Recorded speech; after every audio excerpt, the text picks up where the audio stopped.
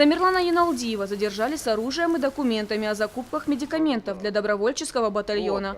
Казаки Северной Осетии намерены обратиться к президенту страны с предложением обменять заложника на украинскую летчицу Надежду Савченко, которая сейчас расположена в СИЗО Воронежской области. Ее обвиняют в убийстве журналистов ВГТРК под Луганском. Для разъяснения ситуации редакция «Осетия ТВ» связалась с председателем регионального отделения партии «Родина» Владимиром Писаренко.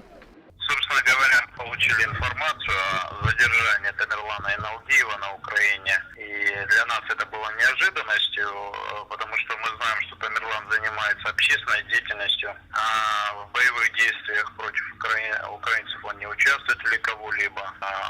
Он занимался у нас помощью раненым, перевозкой раненых, занимался перевозкой погибших на территорию России, оказывал помощь беженцам из зоны конфликта, оказывал помощь в переезде тоже на территорию России.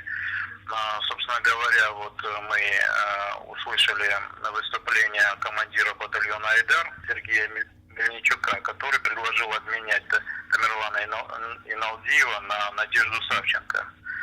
Это летчицу. Она служила добровольцем в батальоне «Айдар». В данное время, насколько нам известно, она находится в Воронежском СИЗО. Мы готовим обращение от общественных организаций казачьих к президенту России с просьбой, чтобы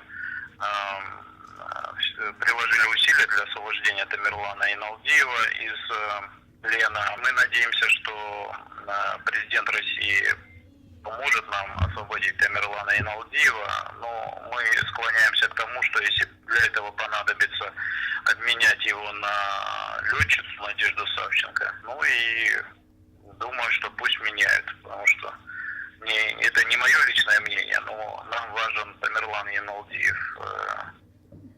Накануне в сюжете украинского телеканала TCH Тамерлан Яналдиев сообщил, что работает помощником министра обороны Южной Осетии. У меня с Министерства обороны Южной Осетии еще и помощник министра обороны.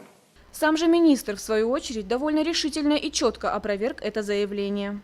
Мы связались с Валерием Яхновец. Он разъяснил ситуацию и высказал свое мнение касательно произошедшего. Степень напряженности на Украине с каждым днем растет, так же, как и количество добровольцев из Южной и Северной Осетии.